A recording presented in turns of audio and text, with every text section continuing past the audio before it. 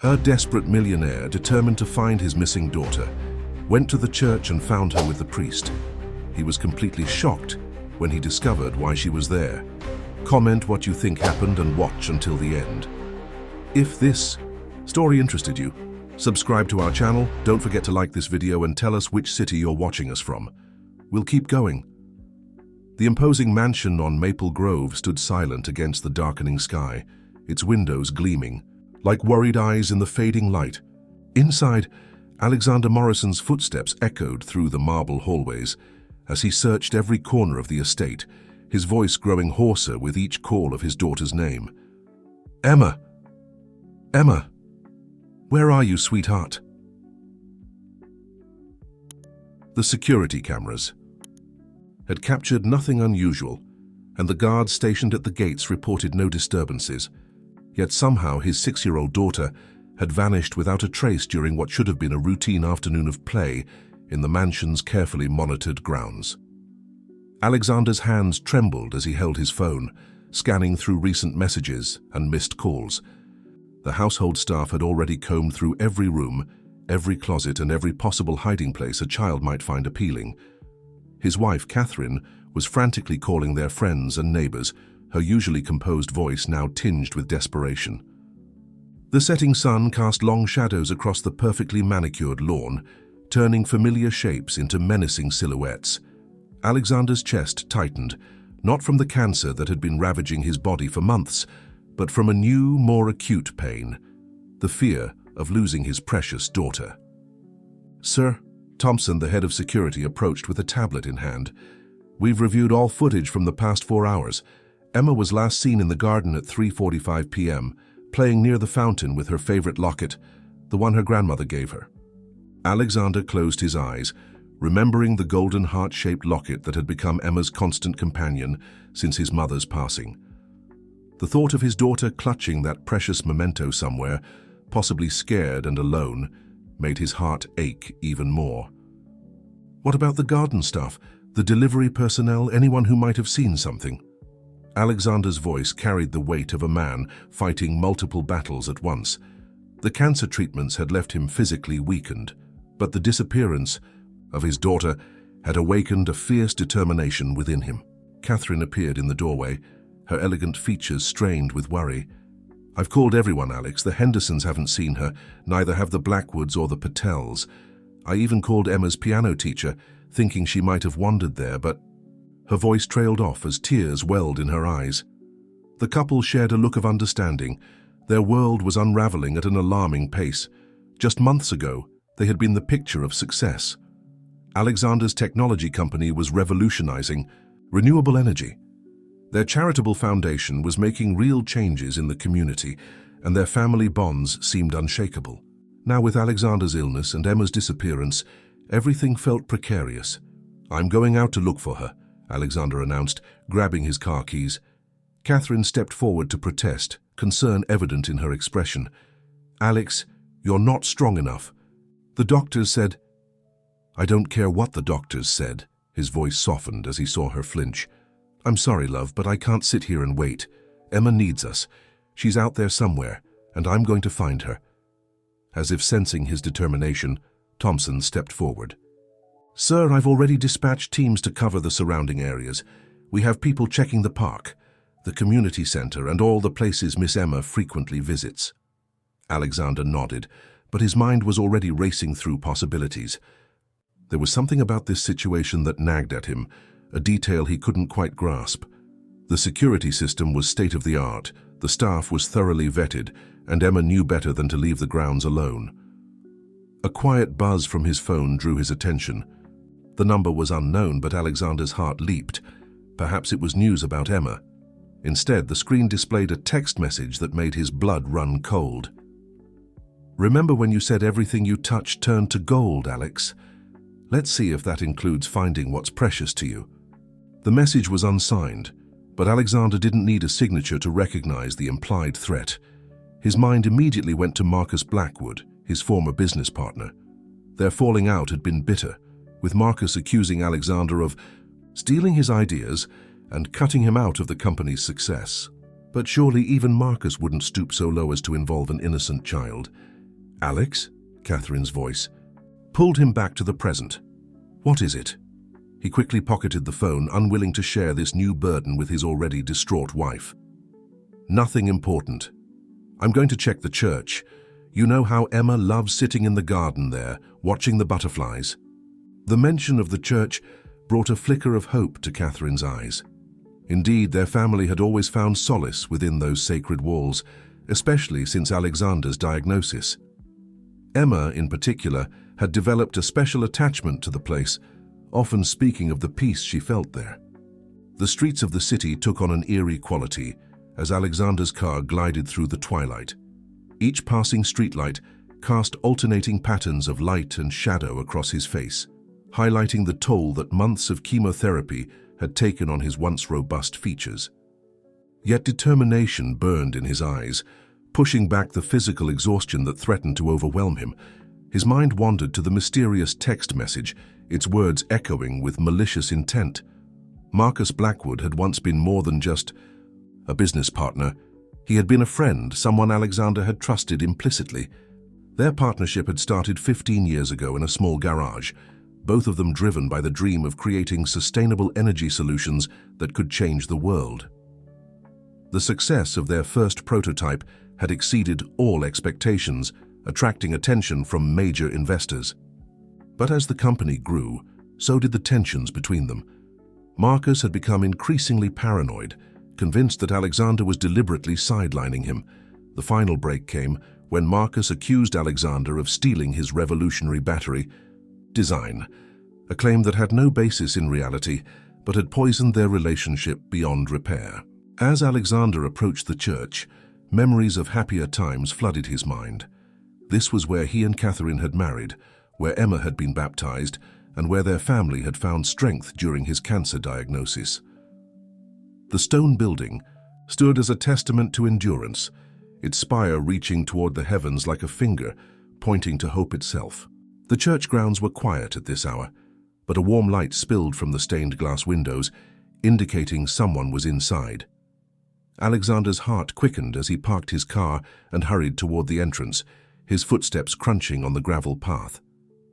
Father Michael, the parish priest who had guided their family through countless challenges, was arranging flowers near the altar when Alexander burst in.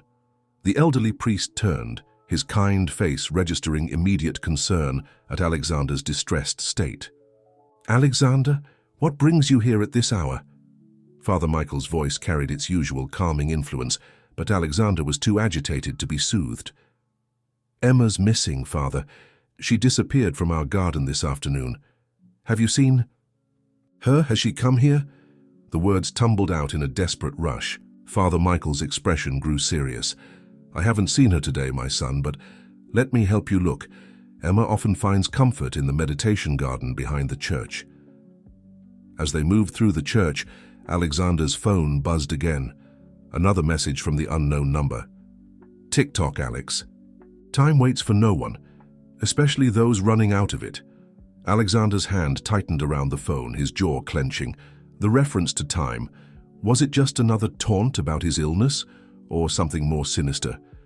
He thought about sharing the messages with Father Michael, but hesitated. The priest had always been a source of wisdom and guidance, yet Alexander feared that involving more people might somehow put Emma at greater risk. The meditation garden was a small sanctuary of peace, filled with the soft sound of flowing water from a modest fountain. Stone benches lined the pathways, and even in the growing darkness the scent of roses hung heavy in the air. Emma loved this place, often sitting here after Sunday services, telling her parents about the angels she imagined watching over them. "Alexander," Father Michael spoke softly, "faith can move mountains, but it works best when we don't carry our burdens alone. Something's troubling you beyond Emma's disappearance, isn't it?" The gentle inquiry broke through Alexander's resolve. "It's Marcus, Father. At least I think it is. I've been receiving messages, threatening ones. He never forgave me for what he believes I did to him." Father Michael's expression remained compassionate, but grew concerned. "Marcus Blackwood. I remember counseling him after your partnership dissolved. His anger and bitterness ran deep, but I never thought he would." Neither did I, Alexander interrupted, running a hand through his thinning hair. But who else would know exactly how to hurt me the most? Who else would use my own words against me? The priest placed a steadying hand on Alexander's shoulder. The past has a way of casting long shadows, my son. But remember, even in our darkest moments, light finds a way to break through. Have you considered that these messages might be a cry for help rather than just a threat? Alexander hadn't thought of it that way. Marcus had been more than just angry when their partnership ended. He had been broken, devastated by what he perceived as the ultimate betrayal. The loss of their friendship had affected Alexander deeply as well, though he'd rarely admitted it, even to Catherine. A sudden gust of wind stirred the garden, carrying with it the distant sound of bells. Alexander checked his watch, 8:30 p.m. Emma had been missing for nearly 5 hours now. The thought sent a fresh wave of panic through him, momentarily weakening his knees. Father Michael quickly guided him to a nearby bench. You need to conserve your strength, Alexander. The treatments have taken a toll on you, and I can't rest, Father. Not while Emma's out there somewhere, not while Marcus might be. He couldn't finish the sentence, the possibility too terrible to voice. The quiet sanctity of the church garden was shattered by the sudden ringing of Alexander's phone. Catherine's name flashed on the screen and he answered immediately, his heart pounding with hope. Alex, Catherine's voice trembled. Mrs. Henderson just called. She thinks she saw Emma near the community center about an hour ago. She was with someone, but it was too dark to see clearly. Alexander exchanged glances with Father Michael, who nodded in understanding. I'm heading there now, he told Catherine, already moving toward his car. Call Thompson and have him meet me there with the security team. The community center was a testament to the Morrison family's philanthropy, a modern building that hosted after-school programs, senior activities, and various community events. Emma had spent countless hours there, participating in art classes and piano lessons. Alexander remembered how proud she had been just last week, performing in her first recital. As he drove, his mind wandered to Marcus again. The community center had been one of their first joint projects, back when their friendship was still strong. Marcus had been the one to suggest including a state-of-the-art music room, knowing how much Alexander loved classical music. Now, like everything else they had built together, it stood as a reminder of what they had lost. The parking lot was empty when Alexander arrived, save for a single car he didn't recognize. The building's exterior lights cast long shadows across the pavement, and a cool breeze rustled through the nearby trees. Despite his weakened condition, Alexander forced himself to move quickly, checking every possible entrance. His phone buzzed. Again, another message. Remember the music room, Alex? Where great ideas were born and stolen. Your daughter has quite a talent for piano, doesn't she? The message sent a chill down Alexander's spine. The music room, of course. He made his way around the building to the side entrance that led directly to it. The door was unlocked, which was unusual at this hour. Inside, the hallway was dark except for the emergency exit signs that cast a faint red glow. As he approached the music room, Alexander heard something that made him freeze. The soft, hesitant notes of Twinkle, Twinkle, Little Star, Emma's favorite piece. The first song she had learned to play. The melody was unmistakable, played by small, uncertain fingers. Emma, he called out, his voice echoing in the empty hallway. The music stopped abruptly.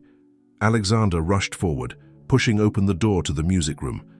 The sight that greeted him made his heart skip a beat. Emma sat at the piano, her small figure illuminated by moonlight streaming through the windows. But she wasn't alone. Marcus Blackwood stood near the window, his silhouette sharp against the night sky. He turned as Alexander entered, and the years of bitterness were evident in his face. Welcome to our little recital, Alex. Emma has been practicing so diligently. Uncle Marcus was teaching me a new song, Daddy, Emma said innocently, seemingly unaware of the tension between the two men. She still wore her blue dress from earlier that day, her grandmother's locket gleaming at her throat. Alexander struggled to keep his voice calm, not wanting to frighten his daughter. Emma, sweetheart, Mommy's been very worried about you. Why? Don't you come here." Before Emma could move, Marcus spoke again, his voice carrying years of suppressed anger. "Worried? Like you were worried about my future when you stole my designs?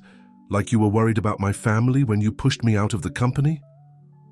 "That's not what happened, Marcus, and you know it," Alexander replied, taking a careful step forward. "The patent office confirmed that the designs were original work. Your claims were investigated thoroughly." Marcus laughed bitterly. "Investigations can be bought, Alex. You taught me that. Money can buy anything. Patents, loyalty, even miracle cures." He glanced meaningfully at Alexander's gaunt frame. "How's the treatment going, by the way? Still believing in miracles?" The jab about his illness stung, but Alexander kept his focus on Emma, who was watching the exchange with growing confusion. "This isn't about me or you, Marcus. It's about an innocent child who should be home with her family."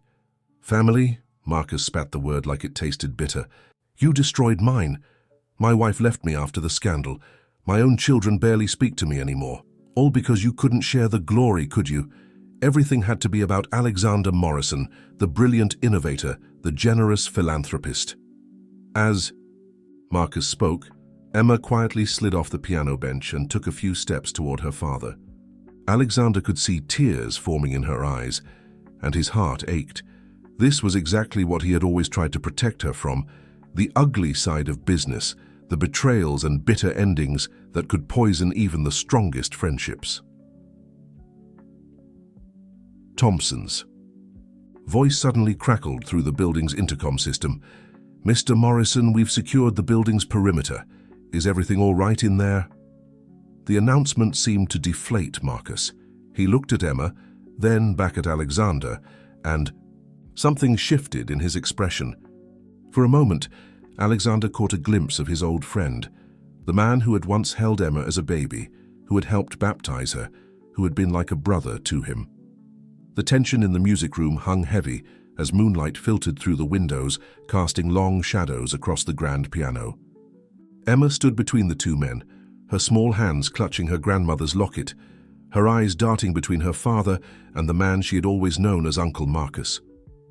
"I just wanted to show her the new piano," Marcus said quietly, his voice losing its earlier edge. "The Italian one we talked about importing, remember? Before everything fell apart." Alexander remembered. They had spent hours discussing how to upgrade the community center's music program, sharing dreams over late night coffee and takeout. Those memories felt like they belonged to another lifetime now. "Emma," Alexander called softly, "come here, sweetheart." This time, Marcus made no move to stop her as she ran to her father's arms. Alexander lifted her up, despite his weakened state, holding her close as she buried her face in his shoulder. "I'm sorry, Daddy," she whispered. "Uncle Marcus said he had a surprise for me, and I wanted to see the new piano. I didn't mean to make everyone worried." Alexander stroked her hair, fighting back tears of relief. "It's okay, Princess. You're safe now. That's all that matters." He looked at Marcus over Emma's head, seeing the conflict playing across his former friend's face. Thompson's voice came through the intercom again. "Mr. Morrison, should we come in?" "No," Alexander responded firmly, surprising both Marcus and himself. "Everything's under control. Give us a few minutes." Marcus moved away from the window, sinking onto the piano bench. "I never meant to frighten her, Alex. Or you. I needed you to understand, to feel what I felt when everything was taken away from me." "Nothing was taken from you, Marcus," Alexander said, setting Emma down but keeping her hand in his. "The company's troubles started long before the patent dispute. The drinking, the missed meetings, the erratic behavior. You were spiraling and you wouldn't let anyone help you." Emma tugged at her father's sleeve. "Daddy, is Uncle Marcus sick like you were? Is that why he's sad?" Her innocent question struck both men silent. Alexander looked at his daughter, then at Marcus, seeing his old friend through new eyes. The anger and bitterness that had consumed Marcus had left visible marks. The trembling hands, the haunted eyes, the disheveled appearance that spoke of sleepless nights and personal neglect. "Maybe he is, sweetheart," Alexander answered softly. "Sometimes people get sick in ways we can't see. and they need help just like Daddy did. Marcus stood abruptly, turning away to hide the emotion on his face. Don't try to turn this into one of your charitable projects, Alex. I don't need your pity. It's not pity, Marcus, it's friendship. The same friendship you showed me when I was diagnosed, remember? You were the first person I told, even before. Catherine, you held me while I cried in your office, terrified of leaving Emma fatherless. The words seemed to pierce through Marcus's carefully constructed wall of resentment. His shoulders slumped, and when he turned back, tears were streaming down his face. I also remember praying every night for your recovery, even after everything. Emma released her father's hand and walked over to Marcus, reaching up to touch his wet cheek. Don't cry, Uncle Marcus. Daddy says God always listens when we pray. That's why he's getting better. Marcus caught her small hand in his, and for a moment, the years of bitterness seemed to melt away. Your daddy's right, Emma. God does listen. I forgot how to listen back. Alexander took a tentative step forward. It's not too late, Marcus. The company, the patents, none of that matters compared to what we're losing. Our friendship, our families, the legacy we wanted to build together. I don't know how to fix it, Marcus admitted, his voice barely above a whisper. I've made such a mess of everything. Then let's start here, Alexander suggested, reaching out his hand, not as business partners, but as the friends we used to be. The men who dreamed of changing the world, not for profit, but for people like Emma, the next generation who will inherit whatever we leave behind. A long moment passed as Marcus stared at the offered hand. Emma watched with bated breath, still holding her locket. Finally, Marcus reached out and clasped Alexander's hand, and something profound passed between them, an understanding that transcended words. I need help, Alex, Marcus admitted, his voice breaking. I've been lost for so long I forgot who I was before the anger took over. Then let's find you again, Alexander replied, squeezing his hand. Together. Father Michael has been asking about you, you know. He never gave up hope that you'd find your way back to the church, to our community. Emma's face lit up. Can Uncle Marcus come to my next piano recital? I'm learning Amazing Grace. It's Grandma's favorite hymn. The simple request brought fresh tears to both men's eyes. Marcus knelt down to Emma's level, gently touching the locket at her throat. Your grandmother was a wise woman, Emma. She always said that grace was God's way of giving us second chances. I think I'm finally ready to accept mine. BV. Drive back home was filled with a delicate silence, broken only by Emma's soft humming from the back seat. Alexander's hands gripped the steering wheel tightly, his mind racing with the events of the evening. Thompson followed in another car, maintaining a respectful distance while ensuring their safe return. Catherine was waiting at the front door. When they arrived, her elegant composure cracking as she ran down the steps to embrace Emma. My baby! Oh, thank God you're safe! She covered her daughter's face with kisses, then looked up at Alexander with questions in her eyes. Let's get inside, Alexander suggested gently. Emma needs her rest, and we have much to discuss. Once Emma was tucked safely in bed, clutching her favorite stuffed rabbit and still wearing her grandmother's locket, Alexander and Catherine retreated to his study. The room, with its rich leather furnishings and walls of books, had always been their sanctuary for difficult conversations. It was Marcus, Alexander began, watching his wife sink into her favorite armchair. He took Emma to the community center. Catherine's hand flew to her mouth. Marcus, but why would he? Her voice trailed off as understanding dawned in her eyes. The patent dispute. After all these years, he's still holding on to that. Alexander moved to the window, gazing out at the moonlit garden where Emma had disappeared just hours ago. It's more complicated than that, Catherine. Marcus he's not well. The man I saw tonight wasn't just angry. He's broken, lost. That doesn't excuse what he did, Alex. Taking our daughter. That's beyond... I know, Alexander interrupted, softly. Believe me, I know. But seeing him tonight, watching him with Emma, I couldn't help but remember the Marcus who stood beside me during our wedding, who cried when Emma was born, who held me up when I received my diagnosis. Catherine rose from her chair, crossing the room to stand beside her husband. You've always seen the best in people, Alex. It's one of the things I love most about you. But sometimes people don't deserve second chances. Don't they? Alexander turned to face her. When I was diagnosed, the doctors gave me months to live. But here I am, defying their predictions, getting stronger every day. If I can get a second chance at life, doesn't Marcus deserve one at redemption? Their conversation was interrupted by a soft knock at the door. Emma stood there in her pajamas, her small face serious. I couldn't sleep, she said. I keep thinking about Uncle Marcus. He looked so sad, like when Daddy first got sick. Catherine started to protest, but Alexander held up a hand. Come here, princess. Tell us what's on your mind. Emma climbed onto the leather sofa, her feet barely touching the ground. When I was playing piano with Uncle Marcus, he told me stories about when you were young, Daddy, about how you and he used to work in a garage trying to build things that would help people. He said those were the happiest days of his life. Alexander and Catherine exchanged glances. Even at 6, Emma had an uncanny ability to cut through adult complications to the heart of matters. He also said he was sorry, Emma continued, fiddling with her locket. Not to me, but he was talking to himself when he thought I wasn't listening. He kept saying, "I'm sorry," over and over, and looking at old pictures on his phone. Catherine sat beside her daughter, stroking her hair. What kind of pictures, sweetheart? Pictures of him and Daddy at my baptism, and at Christmas parties, and at the hospital when I was born. He was crying when he looked at them. That's when I started playing Twinkle Twinkle to make him feel better. Alexander felt a lump form in his throat.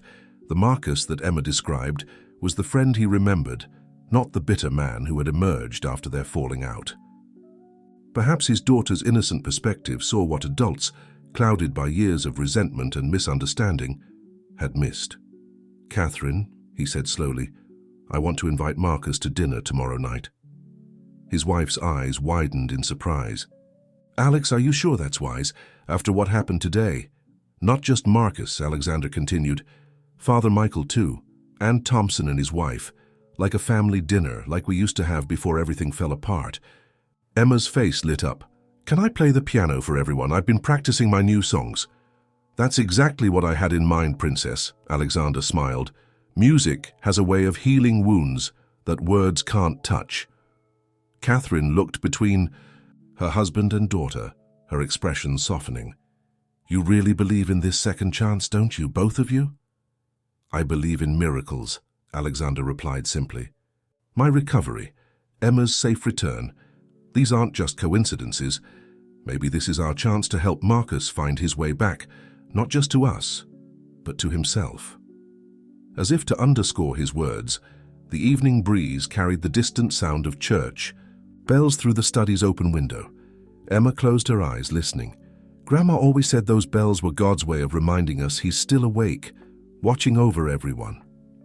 Alexander pulled his daughter close, breathing in the sweet scent of her hair.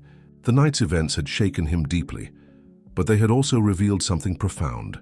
Sometimes the greatest acts of faith weren't grand gestures or dramatic declarations, but simple moments of forgiveness offered when it seemed impossible to forgive. The next evening arrived with a nervous energy that filled the Morrison mansion.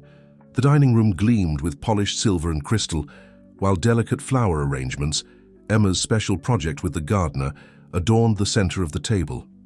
Catherine had overseen every detail, though Alexander noticed her hands, trembling slightly as she adjusted the place settings one final time. Everything looks perfect, he assured her, catching her hand in his, just like the old days. She squeezed his fingers, managing a small smile. I just hope we're doing the right thing, Alex. Marcus seems repentant now, but people don't change overnight. No, Alexander agreed. They don't. But they can begin to change in a single moment of grace. Emma's excited voice rang through the house. They're here! Father Michael's car just pulled up.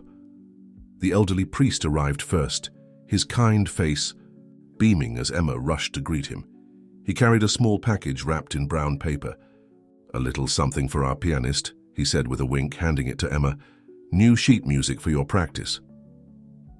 Thompson and his wife Sarah arrived next, bringing warmth and easy conversation to the growing gathering. As head of security, Thompson had been more than just an employee to the Morrisons. He and Sarah had become part of their extended family over the years. The arrival they all anticipated most came last. Marcus stood at the doorway, looking uncomfortable in a suit that seemed slightly too large for his frame. He held a bouquet of white roses and a bottle of sparkling cider. "I remembered you can't drink alcohol during treatment," he said awkwardly, offering the bottle to Alexander. "And the roses?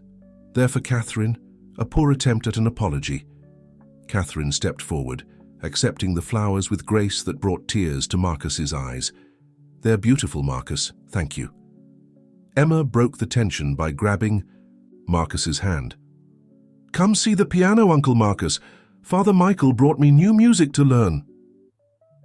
The adults followed the child's lead into the living room, where the grand piano stood as a silent witness to countless family gatherings. Emma proudly displayed her new sheet music, a collection of hymns arranged for beginning pianists. "Would you help me with this one?" she asked Marcus, pointing to Amazing Grace. "The left-hand part looks tricky." Marcus looked to Catherine and Alexander for permission before sitting beside Emma on the piano bench. His hands, when they touched the keys, were steadier than they had been the night before. "Remember what I taught you about chord progressions?" he asked Emma. "This piece follows the same pattern we practiced." As uncle and niece worked through the melody together, Alexander noticed Father Michael watching with tears in his eyes. The priest had known them all for so long, had witnessed their highest and lowest moments, had counseled them through victories and failures. "Dinner is served," announced Mrs. Powell, their longtime housekeeper, and the group moved to the dining room. The seating arrangement, Alexander noticed, had been carefully planned by Catherine. Marcus between Father Michael and Thompson, with Emma across from him where she could see her uncle, but remained close to her parents. Before the meal began, Father Michael raised his hands for grace. "Lord, we thank you for this gathering of family and friends, for the healing of bodies and spirits, for the restoration of bonds we thought were broken. Bless this food and these hands that join together once again. Amen." "Amen," the group echoed, and Alexander noticed Marcus's voice crack on the word. The conversation during dinner flowed more easily than anyone had expected. Thompson shared stories about Emma's adventures in the garden, making everyone laugh with his impression of her botanical experiments. Sarah discussed the community center's upcoming musical program, skillfully drawing Marcus into a conversation about expanding their instrumental education initiatives. "You always had a gift for teaching music," Alexander commented, watching, his old friend's face light up with passion for the first time in years. "The children at the center still talk about your workshops." Marcus looked down at his plate, emotion crossing his features. "I've missed it. Teaching, mentoring, being part of something bigger than myself. After everything that happened, I convinced myself I didn't deserve to be part of any of it anymore." "The door has always been open," Father Michael said gently, "both at the church and at the center. God's grace doesn't have an expiration date, my son." Emma, who had been listening, intently suddenly spoke up. "Does this mean Uncle Marcus can teach at the center again? He promised to help me learn Beethoven." The adults exchanged glances, and Alexander felt Catherine's hand find his under the table. This was the moment of truth, the first real test of their commitment to reconciliation. "Well," Alexander said slowly, "we have been discussing expanding the music program. It would be a shame to waste all that experience and passion, wouldn't it?" The hope that blazed in Marcus's eyes was almost painful to witness. "You would trust me? After everything?" "Trust, like healing, comes in small steps," Catherine answered, her voice firm but kind. "We start with dinner. We move forward with music lessons. The rest, we'll navigate together as a family." The weeks following the dinner brought subtle but significant changes to the Morrison household. Emma's piano lessons with Marcus became a regular fixture in their schedule, filling the mansion with music 3 afternoons a week. The sessions often extended beyond their allocated hour, as uncle and niece lost themselves in the joy of creating music together. Catherine, initially wary, found herself softening as she watched Marcus's transformation. The haunted look in his eyes gradually gave way to something brighter, more reminiscent of the man they had once known. His hands, once trembling with inner turmoil, grew steady and sure as they guided Emma's small fingers across the keys. One particularly beautiful autumn afternoon, Alexander sat in his study, reviewing the latest results from his medical tests. The numbers showed continued improvement, another small miracle in a season that seemed full of them. Through the open window, he could hear Emma and Marcus in the garden, their laughter mingling with the rustle of falling leaves. "Remember to keep your wrists lifted just like we practiced," Marcus was saying. "Think of it like holding a butterfly, gentle but strong. Like this, Uncle Marcus," Emma's voice carried clearly. "Perfect. Now let's try that passage again, but this time in your head first. Visualization is key in music, just like in life." Alexander smiled at the familiar teaching technique. Marcus had used the same approach years ago, helping him visualize their company's future when they were just starting out in that tiny garage. The parallel wasn't lost on him. A soft knock at the study door drew his attention. Father Michael stood there, his kind face creased with a knowing smile. "I hope I'm not interrupting?" "Never," Alexander welcomed him warmly. "Come in. I was just listening to the music lesson." The priest settled into one of the leather chairs, his eyes drifting to the medical reports on Alexander's desk. "Good news, I trust?" "Very good," Alexander confirmed. "The doctors are calling it remarkable progress. They can't explain it, but the treatment is working better than anyone expected." "The power of faith, hope, and love," Father Michael mused. "Speaking of which, how is our prodigal friend doing?" Alexander gestured toward the window, where Marcus could be seen demonstrating proper posture at an imaginary piano, while Emma mimicked his movements. "See for yourself, he's healing, we all are." "I've noticed," the priest nodded. "He's been attending early morning mass regularly, sits in the back, but stays long after the service ends. Sometimes I find him just sitting there, looking at the stained glass windows, as if finding answers in the colored light." "Has he spoken to you about his family?" Alexander asked carefully. Marcus's wife and children had moved to another state after the scandal, cutting off almost all contact. "He's trying to rebuild those bridges," Father Michael replied. "Baby steps. His daughter Jennifer called him last week, first time in 3 years. They talked about Emma's progress with the piano. It's a start." Their conversation was interrupted by Emma bursting into the study, her face flushed with excitement. "Daddy, Uncle Marcus says I'm ready to play at the church harvest festival. Can I? Please?" Marcus appeared behind her, looking slightly embarrassed. "I should have discussed it with you first, Alex. But she's been working so hard, and her progress is remarkable." Alexander exchanged glances with Father Michael, who smiled encouragingly. "The Harvest Festival is one of our biggest community events," the priest said. "What better way to celebrate renewal and second chances?" "Please, Daddy," Emma pleaded, climbing onto his lap. "I want to play Amazing Grace, the special version Uncle Marcus arranged for me, and he promised to accompany me on the second piano." Alexander hugged his daughter close, breathing in the sweet autumn air that clung to her hair. "A duet, That sounds wonderful, Princess, but let's ask Mommy too, okay?" Catherine's voice came from the doorway, where she had been listening unnoticed. "I think it's a beautiful idea." She stepped into the study, moving to stand beside Marcus. "Both of you performing together, it would mean a lot to the community." Marcus blinked rapidly, emotion clouding his eyes. "I don't know if I deserve—" "Stop," Catherine interrupted gently. "No more of that. Your family, Marcus. You always were.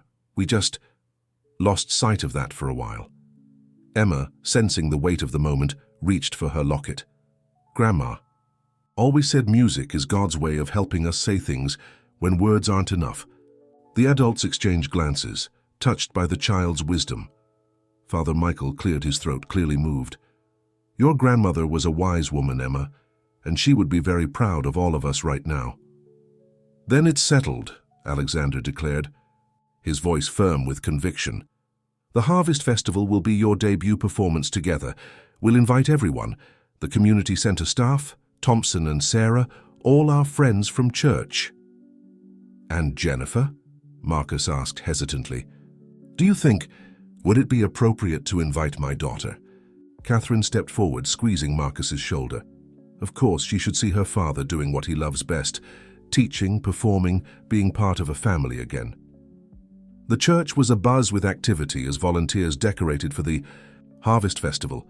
Autumn colors adorned every surface, rich oranges, deep reds, and warm golds creating a tapestry of seasonal beauty. The twin pianos had been positioned perfectly, their polished surfaces reflecting the light from the stained glass windows. Emma stood in the center aisle, clutching her sheet music and watching the preparations with wide-eyed wonder. Her grandmother's locket caught the light, sending tiny rainbows dancing across the pews. Catherine adjusted the ribbon in her daughter's hair, trying to hide her own nervousness about the upcoming performance. Everything's going to be perfect, Alexander assured them both, though his attention kept drifting to the church entrance. Like everyone else, he was wondering if Jennifer would come. Marcus sat at one of the pianos, running through quiet scales to warm up. His fingers moved with practiced ease, but Alexander could see the tension in his shoulders. This performance meant more than just music. It was his first step back into the community that had once meant everything to him. The place is packed, Thompson reported, stepping in from the vestibule. Standing room only. Word got around about the special performance. Sarah appeared with a small bouquet of wildflowers. These are from the children at the community center, she told Emma. They wanted to wish their favorite pianist good luck. Emma's face lit up as she accepted the flowers. Did you know Uncle Marcus is going to start teaching there again? We're going to have a children's choir and everything. The news of Marcus's return to teaching had spread quickly through the community, generating a mixture of reactions. Some, remembering the scandal, had expressed doubts, but others, particularly those who had known him during his better days, welcomed the idea of his redemption. Father Michael emerged from his office, his face beaming. I have some news, he announced quietly to the small group. Jennifer is here. She's in the parking lot, gathering courage. Marcus's hands froze over the piano keys. She actually came? With her husband and children, the priest confirmed. Your grandchildren are very excited to hear their grandfather play. The word grandfather seemed to strike Marcus physically. He stood up from the piano, swaying slightly. Alexander stepped forward to steady him, gripping his old friend's shoulder. Deep breaths, he advised. Remember what you always told me during my treatments. Focus on the next note, the next moment. The future will take care of itself. Marcus nodded, drawing strength from the familiar words. I never thought, after everything, that I'd have this chance again. God's grace works in mysterious ways, Father Michael smiled. Sometimes it takes a child's faith to show us the path back home. As if on cue, the church doors opened, and Jennifer walked in.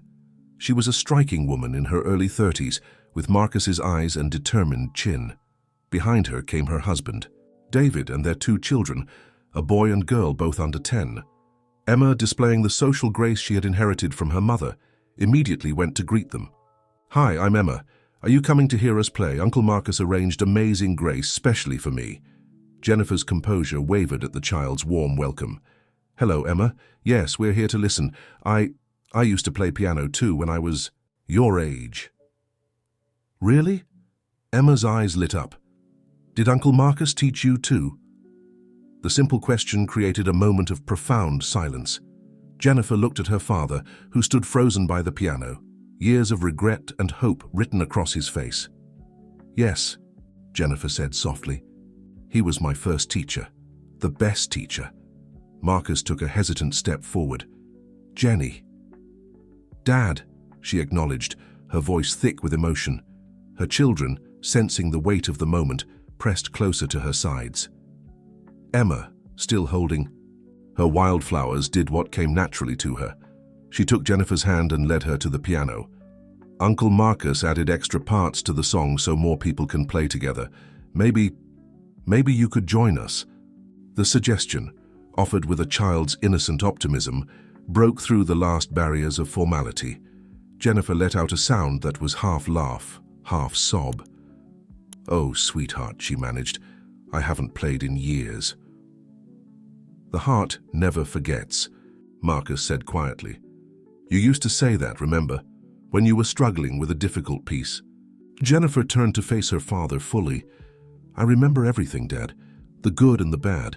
But being here now, seeing you with Emma, teaching again, maybe it's time to remember the good more than the bad." The Harvest Festival performance began as the autumn sun painted the church's stained glass windows in brilliant hues. The pews were filled with familiar faces from the community, all gathered to witness what had become more than just a musical recital. It was a celebration of healing and reunion. Emma sat at the first piano, her small frame straight and confident, just as Marcus had taught her. Her grandmother's locket caught the light as she positioned her hands over the keys. Marcus took his place at the second piano, while Jennifer, after a moment's hesitation, stood nearby, ready to turn pages for her father. Alexander and Catherine sat in the front row, hands clasped tightly together. Thompson and Sarah were beside them, along with Jennifer's husband, David, and their children. Father Michael stood near the altar, his gentle presence adding an air of blessing to the occasion. "Ready, Princess?" Marcus asked softly. Emma nodded, her face serious with concentration. "Ready, Uncle Marcus." The first notes of Amazing Grace filled the church, Emma's young fingers finding the melody with careful precision. The arrangement Marcus had created was masterful, simple enough for his young student to manage, yet rich with harmonies that spoke of deeper meanings. As the first verse ended, Marcus's piano joined in, his accompaniment wrapping around Emma's melody, like a protective embrace. The two instruments spoke to each other, sharing a conversation of faith and grace that needed no words to be understood. Halfway through the second verse, something unexpected happened. Jennifer, who had been following the music intently, began to hum along. The sound was soft at first, barely audible, but it grew stronger as the music continued. Marcus glanced up at his daughter, his fingers never missing a note, and smiled encouragingly. Emma, hearing the addition to their performance, beamed with joy. She had practiced this piece countless times, but now, with 3 generations of musical talent joining together, it felt like she was hearing it for the first time. As they moved into the final verse, Jennifer's voice soared clear and strong, above the pianos.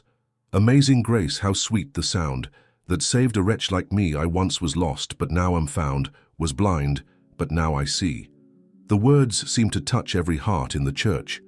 Catherine wiped tears from her eyes, while Alexander held her close, his own eyes glistening. Even Thompson, usually stoic and professional, was visibly moved. The final notes lingered in the air, a moment of perfect harmony before the church erupted in applause.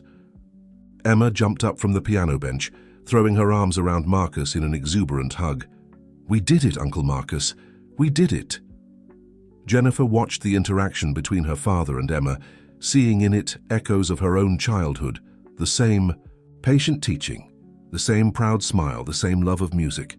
Her own children were clapping enthusiastically, their eyes wide with newfound admiration for their grandfather. Father Michael stepped forward to address the congregation. "Music, they say, is the language of angels. Today, we have been blessed to hear that language speak of healing, of forgiveness, and of love that transcends all barriers." The priest's words sparked something in Jennifer. She turned to her father, who was still holding Emma in a celebratory embrace. "Dad," she said, her voice trembling slightly, Would you be willing to teach Tommy and Sarah? They've been asking for piano lessons, and I can't think of anyone better." Marcus looked at his grandchildren, then back at his daughter, hardly daring to believe what he was hearing. "You'd trust me with that?" "I trust the man I see before me now," Jennifer replied softly.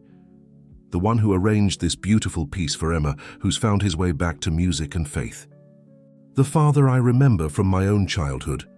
Alexander stepped forward, placing a hand on Marcus's shoulder. The community center has plenty of room for more students. Perhaps we could expand the program, create opportunities for more children to discover the joy of music. A family legacy, Catherine added, smiling at Emma, who was now showing Jennifer's children how to play a simple scale. Teaching the next generation about harmony, both in music and in life.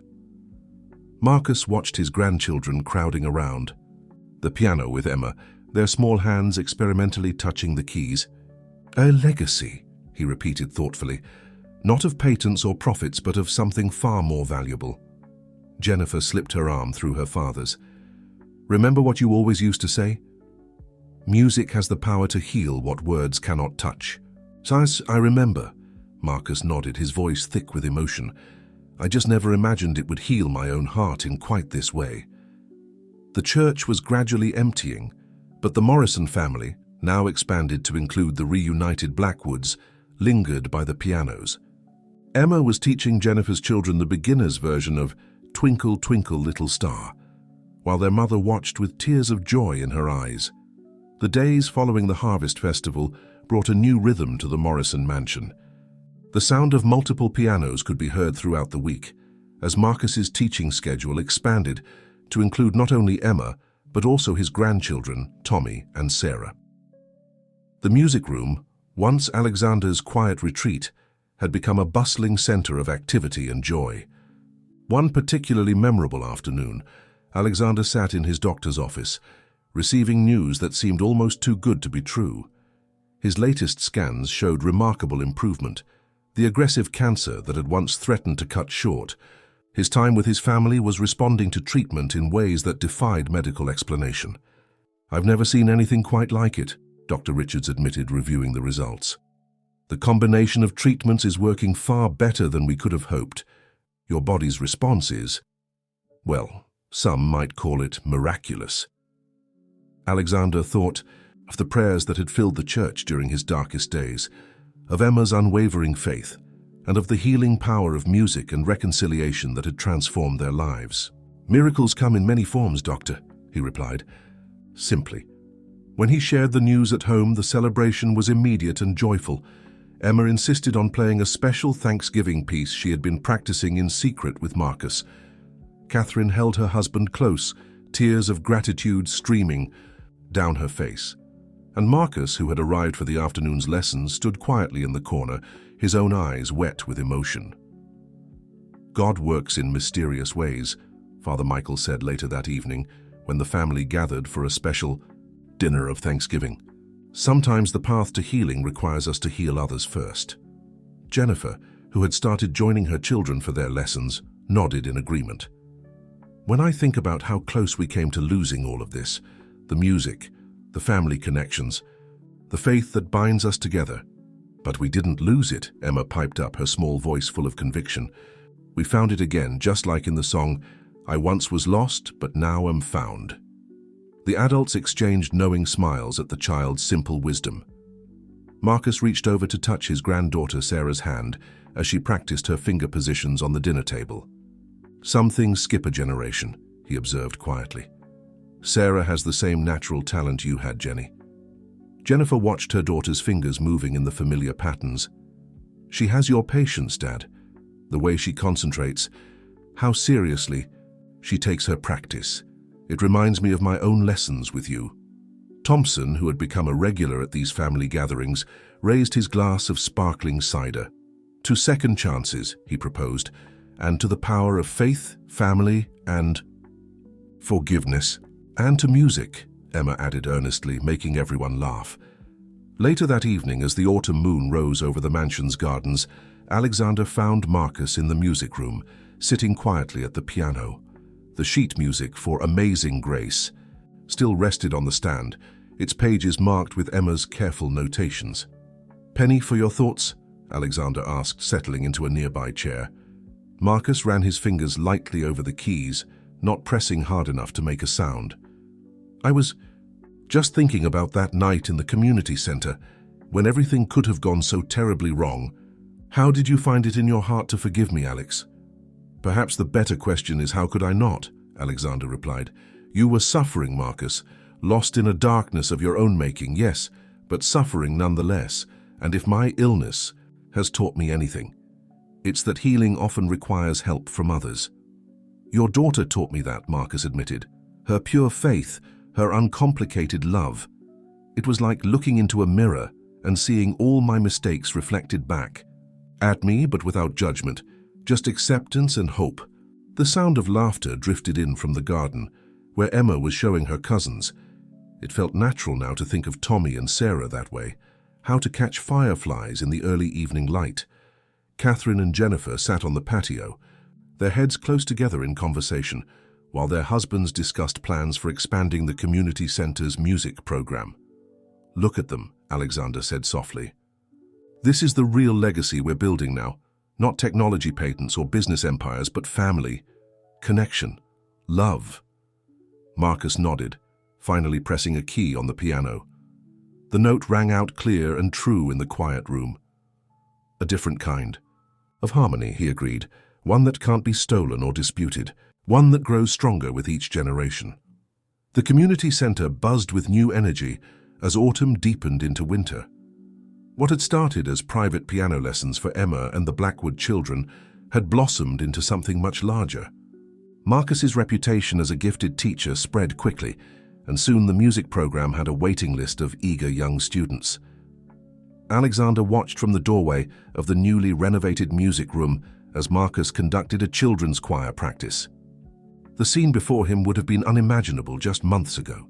His former business partner, once consumed by bitterness, now stood surrounded by young voices raised in joyful song. "It's amazing how things have changed," Catherine said, softly, joining her husband. She handed him a cup of herbal tea, mindful of his dietary restrictions during treatment. "Remember when this room was just storage space?" Indeed, the transformation was remarkable. Through a joint effort between the Morrison Foundation and the church, the room had been outfitted with 3 new pianos, a small stage, and proper acoustic treatments. Photos of student performances lined the walls, with Emma and the Blackwood Children's Harvest Festival debut given pride of place. "Uncle Marcus," Emma's voice carried across the room as she burst in, waving a sheet of paper. "Look what Father Michael gave me. It's music for the Christmas program." Marcus paused the choir practice, accepting the sheet music with a smile. "The Hallelujah chorus, that's quite ambitious, Princess. But we can do it, right?" Emma's eyes shone with determination. "You always say that with faith and practice, anything is possible." Jennifer, who had taken to assisting with the younger students' lessons, shared an amused look with her father. "She certainly inherited the Morrison determination, didn't she?" "And the Blackwood musical talent," Alexander added, making Marcus beam with pride. The choir practice resumed, this time with Emma joining in. Her clear voice blended with the others, creating harmonies that filled the room with warmth despite the winter chill outside. Alexander found himself leaning against the doorframe for support, overcome not by weakness, but by gratitude. Catherine noticed immediately, her hand finding his. "Are you all right?" "More than all right," he assured her. "Just thinking about how close we came to losing all of this. Not just the music program, but our family, our faith, everything." Their conversation was interrupted by Thompson, who approached with an unusual expression on his face. "Mr. Morrison, there's someone here to see Marcus. It's Rebecca." The name hung in the air like a suspended note. Rebecca, Marcus's ex-wife, Jennifer's mother, who had severed all ties with the family after the scandal. Alexander felt Catherine's hand tighten in his. Marcus had heard Thompson's announcement. He stood frozen at the piano, his fingers hovering over the keys. The children, sensing the sudden tension, fell silent. Jennifer was the first to move. "Mom? Here?" In the doorway stood an elegant woman in her early 60s, her silver-streaked hair pulled back in a neat bun. She clutched her handbag tightly, her eyes taking in the scene before her. The choir of children, her ex-husband at the piano, their daughter among the teachers. "I saw the article," Rebecca said quietly, "in the local paper about the music program and the Christmas concert. I had to see for myself." Emma, unaware of the complex emotions swirling around her, did what came naturally. She walked up to Rebecca with a bright smile. "Hi, are you Tommy and Sarah's other grandmother? They told me they have one they never see. Are you here to watch us practice?" The innocent questions brought tears to Rebecca's eyes. "Yes, sweetheart. I suppose I am their grandmother, and yes, I'd very much like to watch if that's allowed." Marcus found his voice at last. "Of course it's allowed. We were just about to start work on the Christmas program. Emma, why don't you show Mrs. Blackwood where the visitor chairs are?" As Emma led Rebecca to a seat, Alexander watched the subtle interactions unfold. Jennifer's initial tension slowly eased as she watched her mother interact with her children. Marcus's hands trembled slightly as he turned to a new page of music, but his voice remained steady as he guided the choir back into their practice. Catherine leaned close to whisper in Alexander's ear, "Another miracle." "God's grace knows no bounds," he replied, remembering Father Michael's words. "Sometimes it just takes longer for us to recognize it." The choir began again, their young voices lifting in song.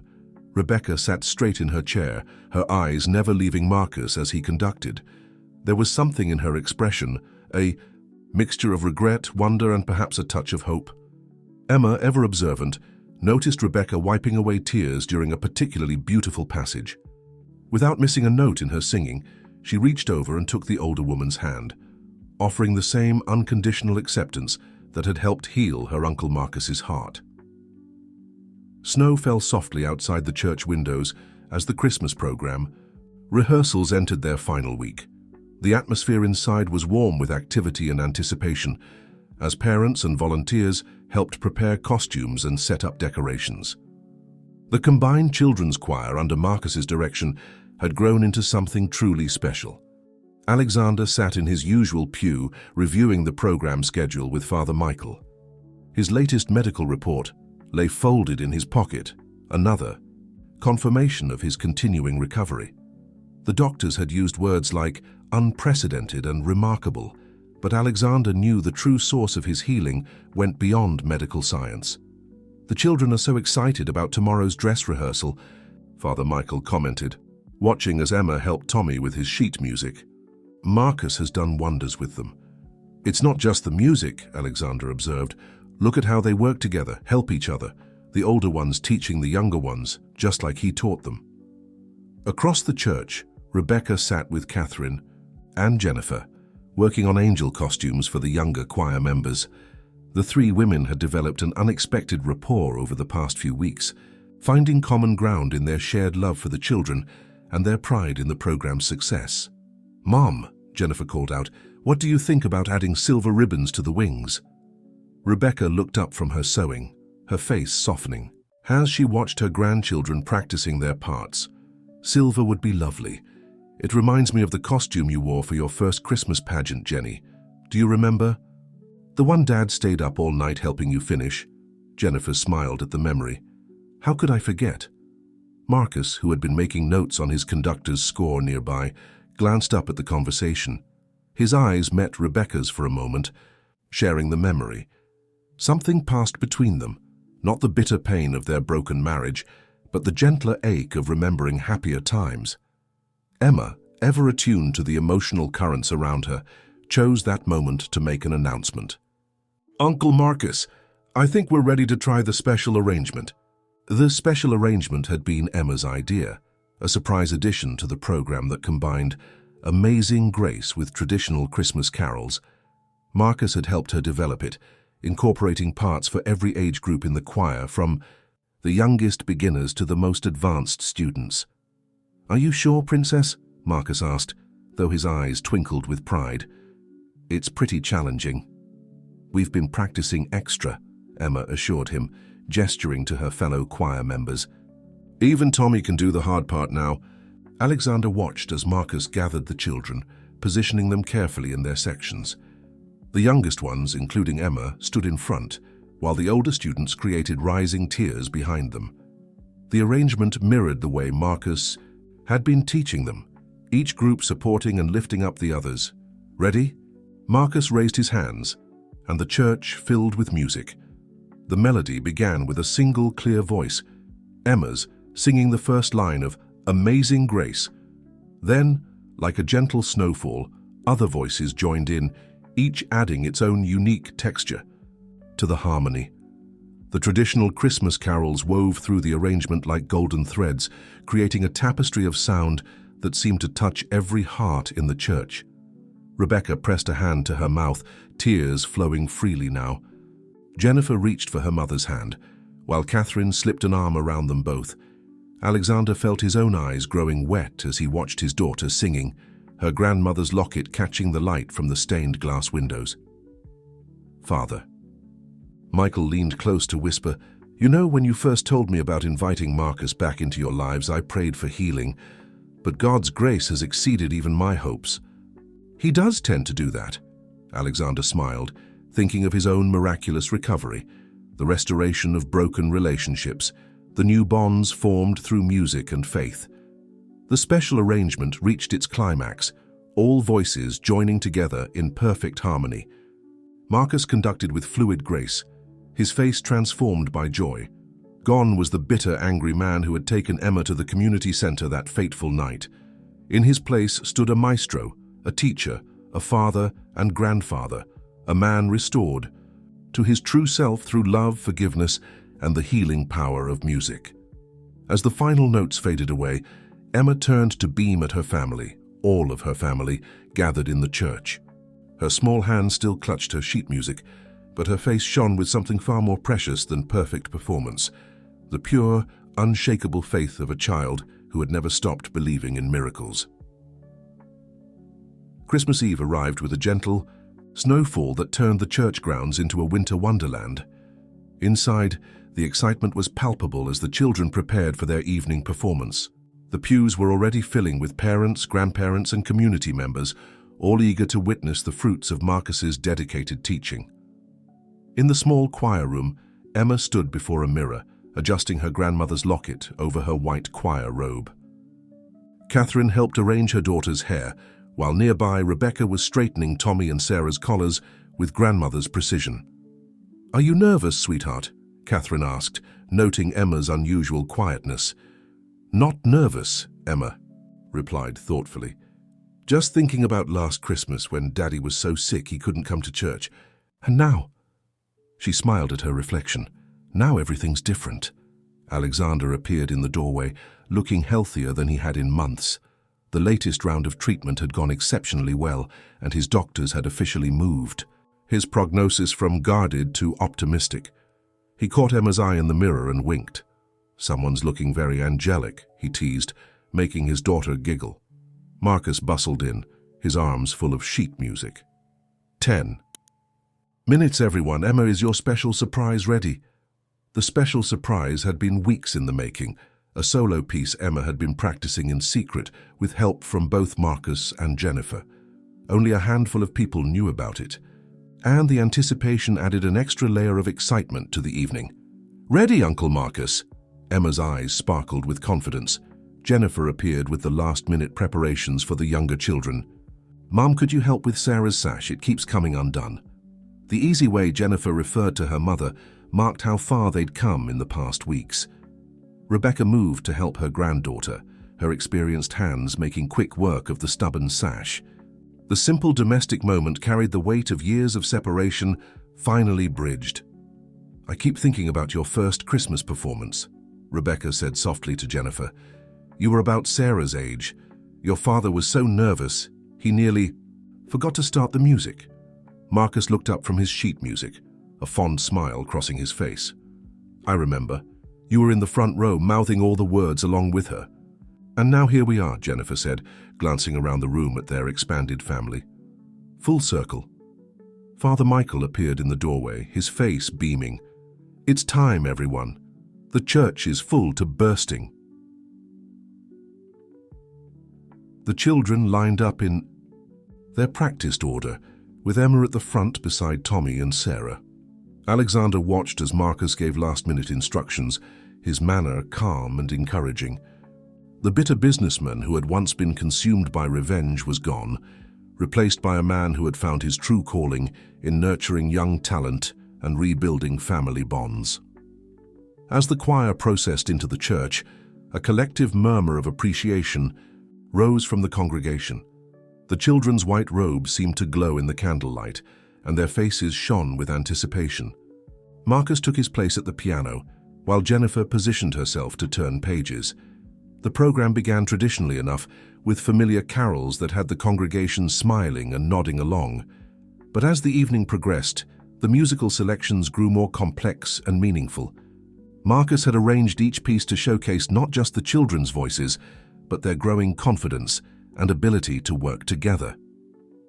From his seat in the front pew, Alexander watched Emma's face as she sang. Her expression reminded him of the night she had disappeared, not the fear and confusion, but the pure faith that had ultimately led them all to healing. Her small hand still reached occasionally for her grandmother's locket, but now the gesture spoke of connection rather than loss. Catherine leaned close to whisper, "She looks so much like your mother right now. That same quiet strength." Alexander nodded, unable to speak past the lump in his throat. His mother would have loved this moment, seeing her granddaughter leading the choir, watching Marcus return to his better self, witnessing the healing that had transformed their community. The regular program drew to a close with a beautiful rendition of Silent Night that had many in the congregation wiping away tears. But then, instead of the expected finale, Marcus stood and addressed the gathering. "Tonight we have a special addition to our program," he announced, his voice carrying clearly through the church.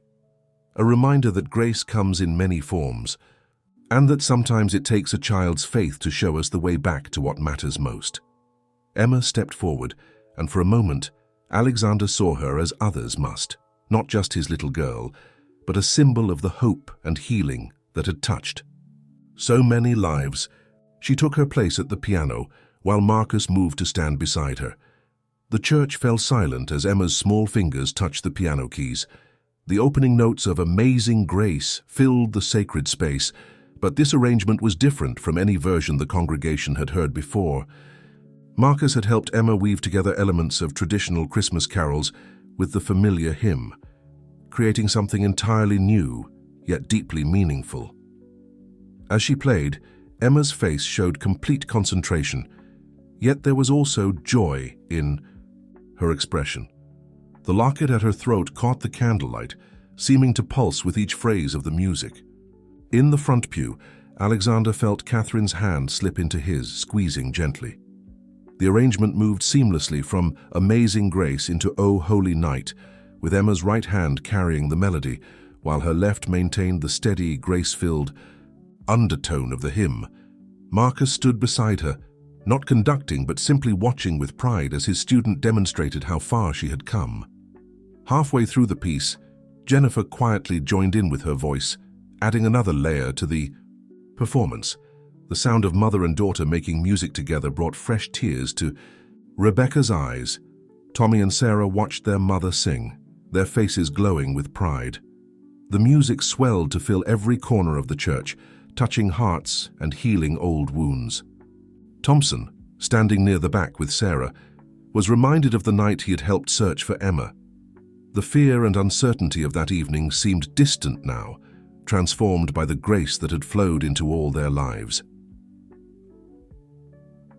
Father Michael, watching from near the altar, saw more than just a gifted child performing.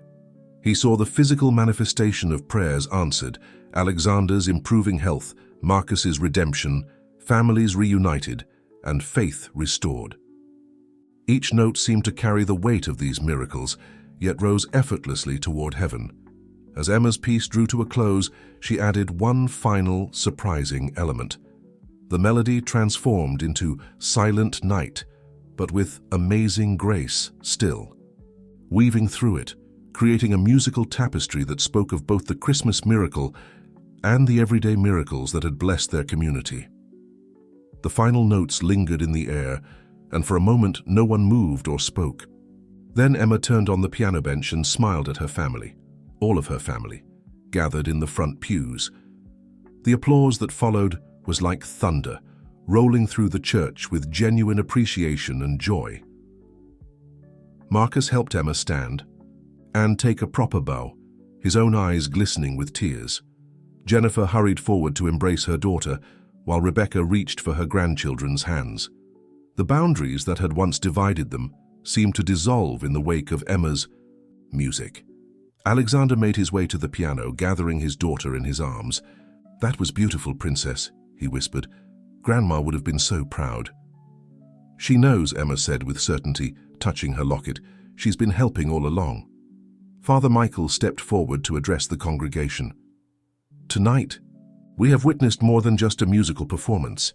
We have seen the power of faith, love, and forgiveness to transform lives. Through the pure heart of a child, we have been reminded that grace surrounds us always, if only we have eyes to see and ears to hear." The priest's words resonated through the church, touching hearts that had been opened by Emma's music. In the candlelight, faces shone with tears and smiles, reflecting the joy of the season and the deeper joy of healing and reunion. Marcus stood quietly beside the piano, his hand resting on its polished surface. The instrument that had once been his refuge in bitterness had become a bridge to reconciliation. He felt Jennifer's arm slip through his, and then Rebecca stepped closer, completing their family circle. "The children's choir has really flourished. Under your direction," Rebecca said softly. "You found your calling again." "We all have," Jennifer added, watching as Emma showed Tommy and Sarah something on the piano keys. "Found our way back to what matters most." Alexander and Catherine joined them, and soon others from the congregation gathered around, offering congratulations and sharing in the moment. The church rang with conversation and laughter, with plans for future performances and promises to keep in touch. Emma remained at the piano, playing snippets of Christmas carols as younger children gathered around her. She had inherited not just her grandmother's locket, but also the gift of bringing people together, of seeing the best in others, of believing in miracles even when they seemed impossible. The Morrison mansion sparkled with lights on New Year's Eve, its windows glowing warmly against the winter night. Inside, the atmosphere was festive yet intimate, as both the Morrison and Blackwood families gathered to welcome the coming year together. The grand piano in the living room had become the heart of the celebration, with various family members taking turns playing throughout the evening. Currently, Jennifer and Marcus were performing a duet they had practiced in secret, their fingers dancing across the keys in perfect synchronization.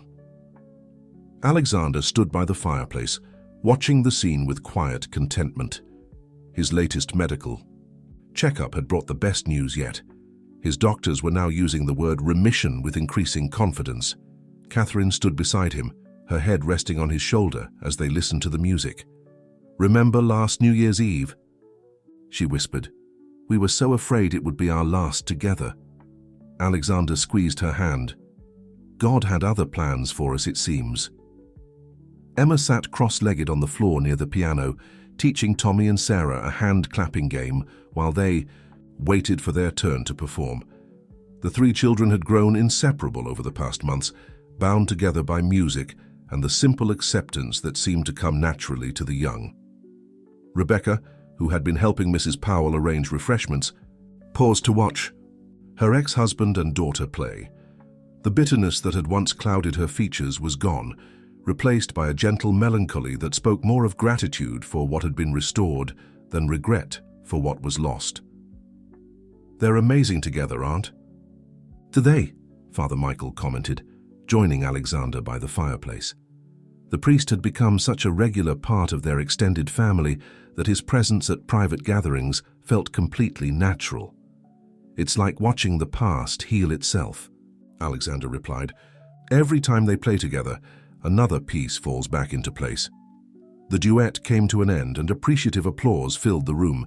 Emma immediately bounced up, pulling Tommy and Sarah with her. "Our turn. We practiced a special song for midnight." Marcus laughed, moving to make room for the children at the piano.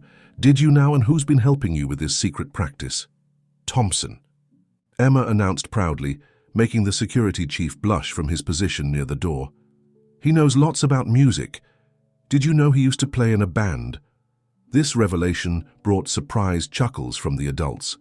Thompson shrugged good-naturedly. "College days. Nothing as sophisticated as what these young virtuosos are learning." The children arranged themselves on the piano bench, with Emma in the middle. Their small hands hovered over the keys as they exchanged conspiratorial glances. Then, to everyone's delight, they began playing a medley of songs about new beginnings and fresh starts. They chose all the songs themselves, Thompson explained quietly to Alexander. Emma said they wanted music that talked about second chances, because that's what this year has been about. Catherine wiped tears from her eyes as she recognized the tunes. Morning has broken, brand new day. And finally, their own special arrangement of Amazing Grace.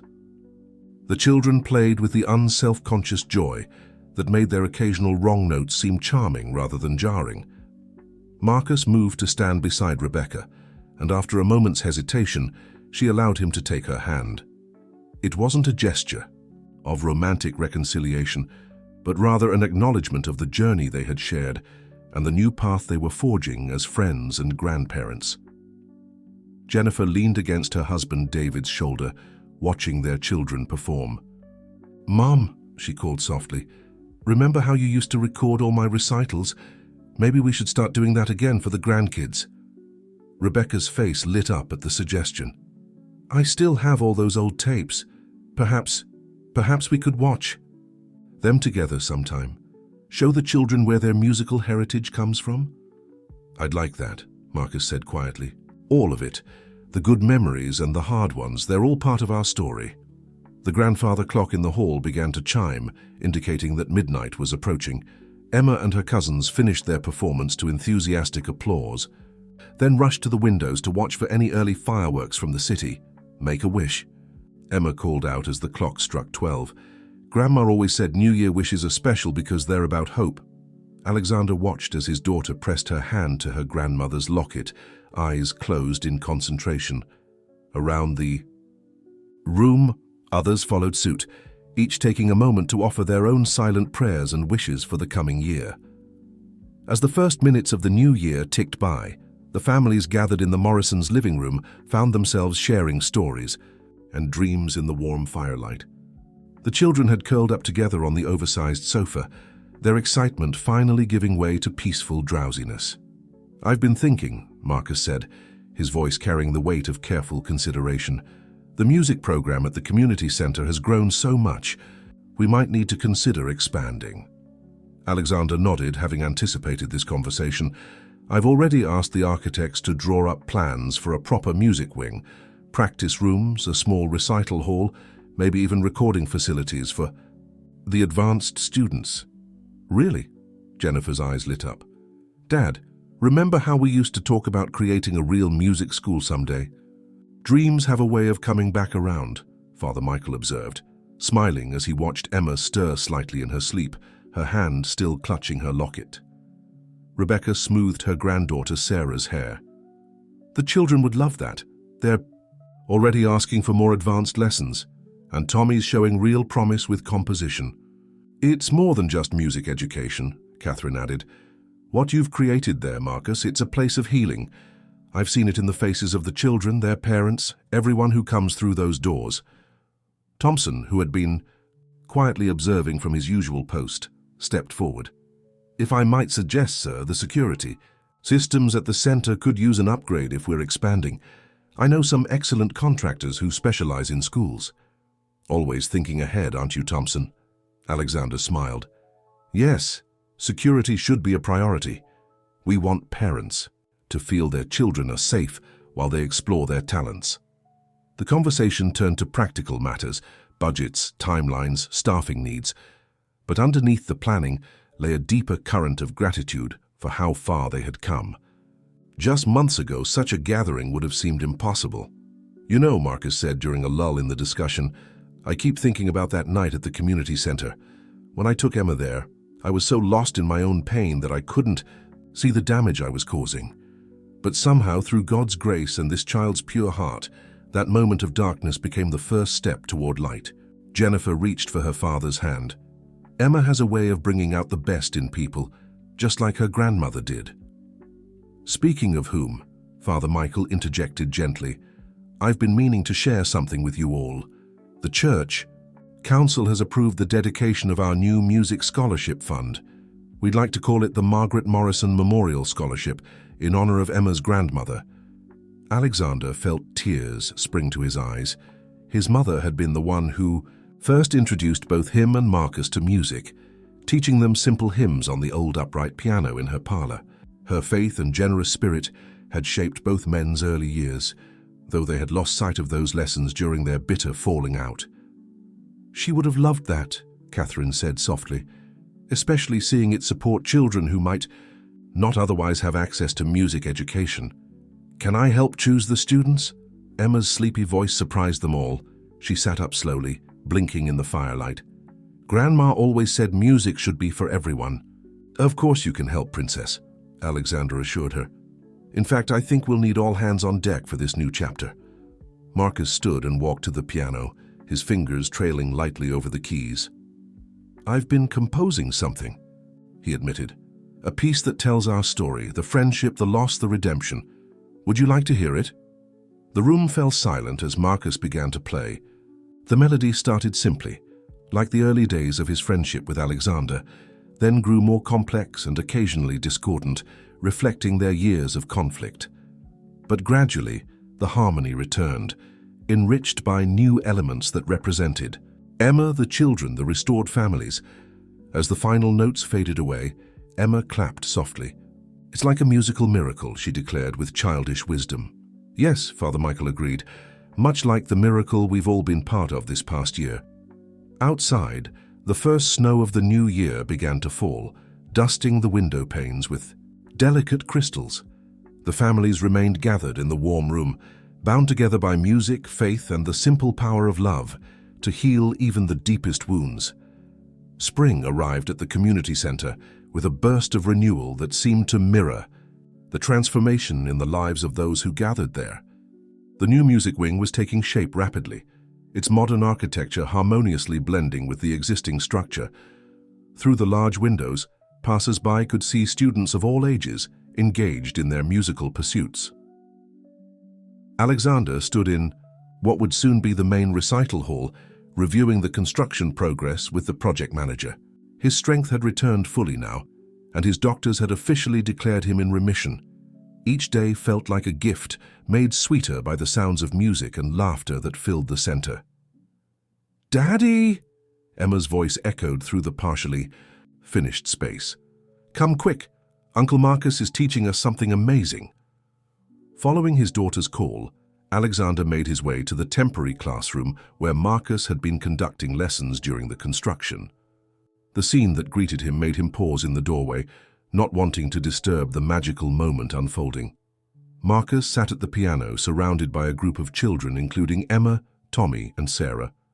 But what caught Alexander's attention was the way they were learning, not through traditional sheet music, but through a game Marcus had invented that taught music theory through storytelling and play. "Now remember," Marcus was saying, his eyes twinkling, "each note is like a character in our story. When they work together in harmony, they create something beautiful, just like families do." The children nodded seriously, their fingers positioned on their respective keyboards. They were playing a piece that required them to listen to each other, adjust their timing, and work as one unit, much like the way their own families had learned to harmonize over the past months. Jennifer, who had taken on a formal role as assistant director of the music program, stood nearby making notes. "Dad's methods are revolutionary," she commented to Alexander. "The school board is interested in implementing his teaching techniques across the district." "It's not just technique," Alexander observed. "It's love. He's teaching them about life through music." Rebecca appeared with a tray of refreshments for the children, having taken on the role of program coordinator with enthusiasm. Her organizational skills and attention to detail had proven invaluable as the center expanded. "The contractors say the recording studio will be ready next week," she reported, just in time for the spring showcase. The spring showcase had become the talk of Aind, the community. Students from all levels would be performing, but the centerpiece would be a special composition that Marcus had written featuring Emma, Tommy, and Sarah. The piece told the story of their family's journey through music, though only those who knew the full story would recognize all the subtle references woven into the melody. "Have you seen today's paper?" Thompson asked, approaching with the local gazette. "There's a wonderful article about the program." Alexander scanned the headline. "Community Center's music program transforms lives, a symphony of second chances." The article detailed not just the educational aspects of the program, but also its impact on families and the broader community. They interviewed some of the parents, Thompson continued. The stories they shared about how the program has helped their children, it's quite moving. A burst of perfect harmony drew their attention back to the lesson. The children had mastered the challenging passage they'd been practicing, their faces glowing with achievement. Marcus beamed with pride, while Emma reached instinctively for her grandmother's locket, a gesture that had come to symbolize moments of special significance. "You know," Marcus said, turning to the adults, "I've been thinking about Margaret a lot lately. She always said that music was God's way of reminding us that broken things can be made beautiful again." "Like your special piece for the showcase?" Emma asked eagerly. "Exactly like that, Princess," Marcus smiled. "Every discord resolves into harmony, just as every challenge in life can lead to something wonderful if we have faith and persevere." Catherine joined them, having just arrived from a meeting with the scholarship committee. "Speaking of the showcase," she said, "Father Michael has some news. The church board has approved funding for 10 full scholarships, in addition to the ones the foundation is providing." The news brought smiles all around. The Margaret Morrison Memorial Scholarship would ensure that any child who wanted to learn music would have the opportunity, regardless of their family's financial situation. "We should celebrate," Jennifer suggested. "Maybe a special dinner. The children could perform their new piece for the family." "Actually," Emma piped up, "we have another surprise we've been working on, right, Uncle Marcus?" Marcus nodded, his expression softening. "The children have composed something themselves. A thank you gift, they call it, for all of us." "It's about miracles," Tommy added seriously, "because Grandpa says what happened to our family was a miracle." "And about love," Sarah chimed in, "because that's what fixed everything." Alexander felt Catherine's hand slip into his as they watched the children return to their keyboards, ready to share their creation. The simple wisdom of their young hearts never ceased to amaze him, how they could distill complex adult situations into pure, fundamental truths. The children's composition began softly, like a prayer whispered in the early morning light. Emma led the melody, her small fingers moving with growing confidence across the keys, while Tommy and Sarah added harmonies that seemed to dance around the main theme like rays of sunshine. The adults listened in amazed silence as the piece unfolded. It was simple yet profound, carrying echoes of the songs that had marked their journey. Amazing Grace, the Christmas carols, the hymns that had sustained them through difficult times. But there was something new here too, something that spoke of hope and future possibilities. "They wrote this themselves," Rebecca whispered, tears streaming down her face. Marcus nodded, his own eyes glistening. "I only helped with the technical aspects. The melody, the emotion, it's all theirs. They wanted to express what they've seen and felt over these past months." As the music swelled, Alexander could hear distinct moments from their story. The tension and discord that represented the early conflict, the gentle resolution that spoke of forgiveness, and finally, a triumphant section that celebrated healing and reunion. It was their family's journey, translated into the pure, honest language of children's music. "Listen," Jennifer murmured. "Do you hear it? That's the melody from Mom's lullaby, the one she used to sing to me." Rebecca caught her breath, recognizing the tune she hadn't sung in years. Somehow the children had woven this intimate family memory into their composition, creating a bridge between past and present, between hurt and healing. The piece concluded with a series of gentle chords that reminded Alexander of church bells, calling the faithful home, announcing new beginnings, celebrating life's precious moments. As the final notes faded away, Emma turned to face her family, her face glowing with accomplishment. "Did you like it?" she asked earnestly. "We wanted to make something that would help everyone remember how love can fix broken things." Catherine was the first to move, gathering all three children in a warm embrace. "It was beautiful, darlings. Absolutely beautiful." "More than beautiful," Marcus added, his voice thick with emotion. "It's a testimony, a reminder of God's grace and the power of forgiveness." Father Michael, who had arrived quietly during the performance, stepped forward. "I couldn't help but notice," he said warmly, "how your piece follows the pattern of salvation, from discord to harmony, from separation to reunion. You've created quite a theological statement through music." The children exchanged pleased glances, though they didn't fully understand the priest's words. For them, the music was simply their way of expressing love and gratitude for their restored family. "We have another surprise too," Emma announced, reaching for her ever-present locket. "Show them, Uncle Marcus." Marcus moved to his briefcase and withdrew a stack of sheet music. The children insisted that we write down their composition properly. They want to share it with other families, other children who might need reminding about the power of love and forgiveness. "We're calling it the Miracle Song," Tommy explained seriously. "Because of Uncle Alex getting better," Sarah added, "and because our family is together again." Alexander took the sheet music, noting how professionally it had been prepared. Marcus had clearly spent considerable time helping the children polish their creation while keeping its essential innocence intact. "I was thinking," Jennifer said, carefully, "perhaps we could include this in the spring showcase.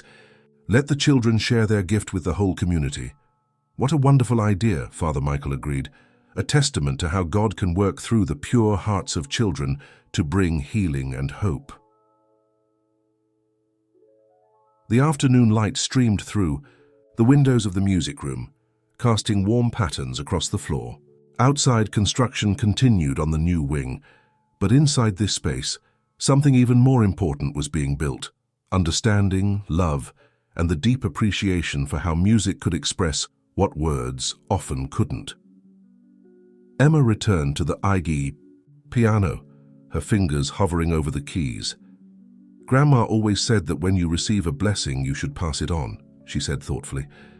"That's why we want to share our song, because maybe it will help other families remember how to love each other again." Alexander watched as Tommy and Sarah joined her at the keyboard, their small hands ready to create music together once more.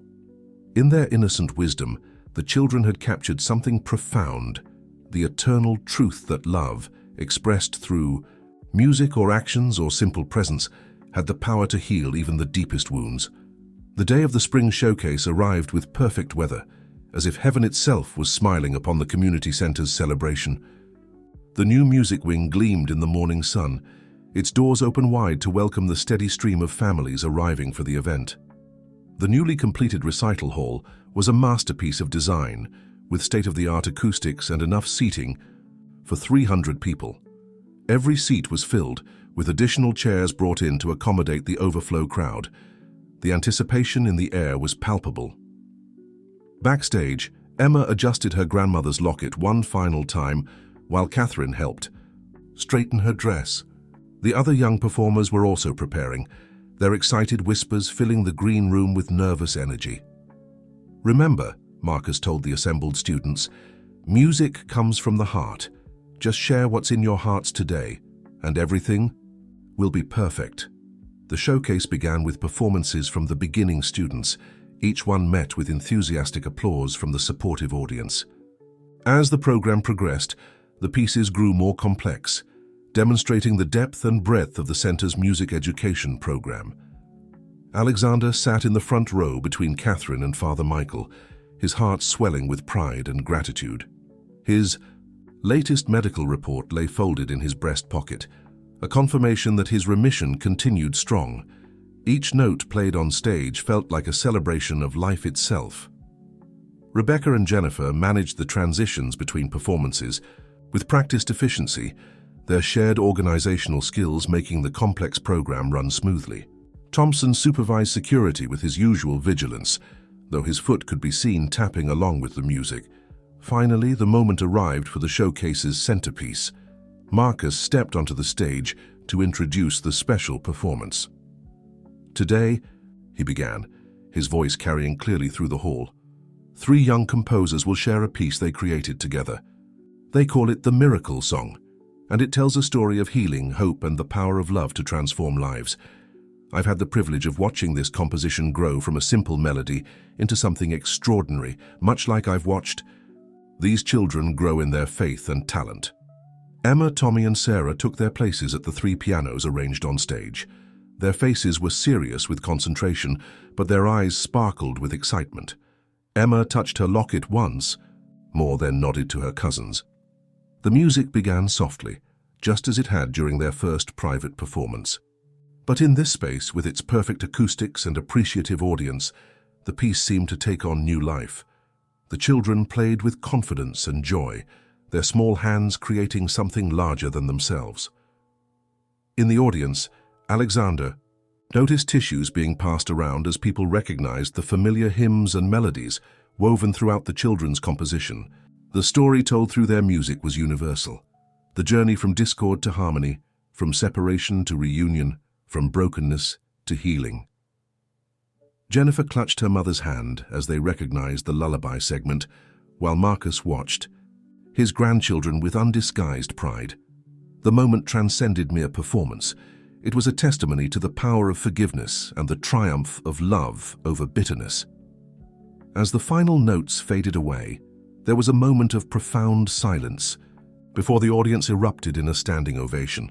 Emma, Tommy, and Sarah stood together, holding hands as they took their bow, their faces glowing with achievement.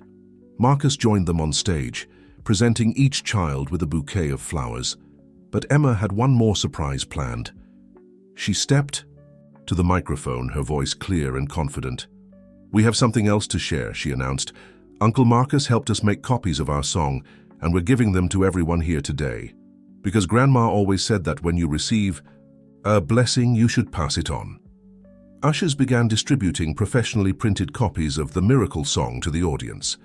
The sheet music included not just the notes, but also the story behind the composition, told in the children's own words. "Our song is about how love can fix broken things," Emma continued. "About how God can make miracles happen when we open our hearts to forgiveness. We hope it helps other families remember how to love each other again." Father Michael stood, addressing the audience. "Let us thank God for the gift these children have shared with us today. Their music reminds us that faith, hope, and love can transform even the darkest moments into opportunities for grace." The applause that followed wasn't just for the performance. It was a celebration of everything the community center's music program represented: healing, second chances, and the power of music to bridge the gaps between hearts. After the showcase, the families gathered in the community center's garden, where spring flowers bloomed in celebration of new beginnings. Tables had been set up for a reception, and the air was filled with conversation, laughter, and the occasional burst of impromptu music from excited students. Emma sat with her cousins at a small table near the fountain, their sheet music spread out before them as they planned future compositions. The success of their performance had inspired them to dream bigger, to imagine more ways they could share their message of hope and healing. Alexander stood with Catherine, watching their daughter excitedly explain musical notation to a group of younger children who had gathered around their table. "She's so much like my mother," he said softly, "that same gift for bringing people together through music." Marcus approached, carrying certificates for the children. "The school board was impressed," he reported. "They want to implement our teaching methods in all the district's music programs. Jennifer's already working on a curriculum." Rebecca joined them, her organizational skills evident in the smooth running of the reception. "The Margaret Morrison Memorial Scholarship applications are pouring in," she added. "We'll be able to help. So many children discover the joy of music and healing," Father Michael noted, stepping into their circle. "What you've created here goes far beyond music education. It's a ministry of reconciliation, using notes and harmonies to touch hearts and restore relationships." The priest's words rang true as they looked around the garden. Everywhere there were signs of lives transformed. Former students who had returned to teach, families drawn closer through shared musical experiences, and communities bridged through the universal language of melody and harmony. Thompson appeared with Sarah, bearing news that local media wanted to feature the children's composition in a story about community renewal. "They're calling it a grassroots movement," he reported with a smile. "Music healing one family at a time." Emma's voice carried across the garden as she taught a simple melody to her new students. The tune was familiar, the basic theme of the miracle song simplified for beginners. But even in its simplest form, the message remained powerful. Love heals, forgiveness restores, and grace transforms. "You know," Jennifer said thoughtfully, watching her children interact with their young cousins, "when I think about where we were a year ago and where we are now, it really does feel like a miracle." "The greatest miracles," Alexander responded, his hand unconsciously moving to where his latest clear medical report rested in his pocket, "are often the ones that unfold slowly, day by day, note by note." Catherine squeezed his hand, understanding the depth of his words. Their journey had been one of gradual healing, physical, emotional, and spiritual. Each small step, each act of forgiveness, each moment of grace had contributed to the symphony their lives had become. Marcus watched Emma demonstrate proper hand positioning to her eager students. "She has the gift," he said softly, "not just for music, but for seeing the best in people, for believing in miracles even when they seem impossible." "Faith like a child," Father Michael quoted. "Perhaps that's why Jesus told us to become like little children. They understand truths that we adults sometimes forget, that love is stronger than anger, that forgiveness is more powerful than revenge, that grace can transform any situation." As the evening drew to a close, Emma gathered her cousins for one final impromptu performance. The three children returned to the pianos, their hands poised over the keys. But instead of the miracle song, they began playing something new, a piece that spoke of future hope, of continued healing, of love that grows stronger with each passing day. Alexander held Catherine close as they listened to their daughter play. The music filled the garden, drifting up toward the evening sky like a prayer of thanksgiving. In that moment, he understood with perfect clarity that their story wasn't ending. It was just beginning. Each day would bring new opportunities for grace, new chances to share the healing they had received, new ways to pass on the miracle of love that had transformed their lives. Emma's locket caught the last rays of the setting sun, sending tiny rainbows dancing across the keys. The children played on, their music a testament to the enduring power of faith, the healing touch of grace, and the infinite capacity of love to restore what was broken and make it beautiful again. And so their symphony continued, each day adding new notes to the endless song of life, love, and redemption that echoed through their hearts and out into a world hungry for hope and healing.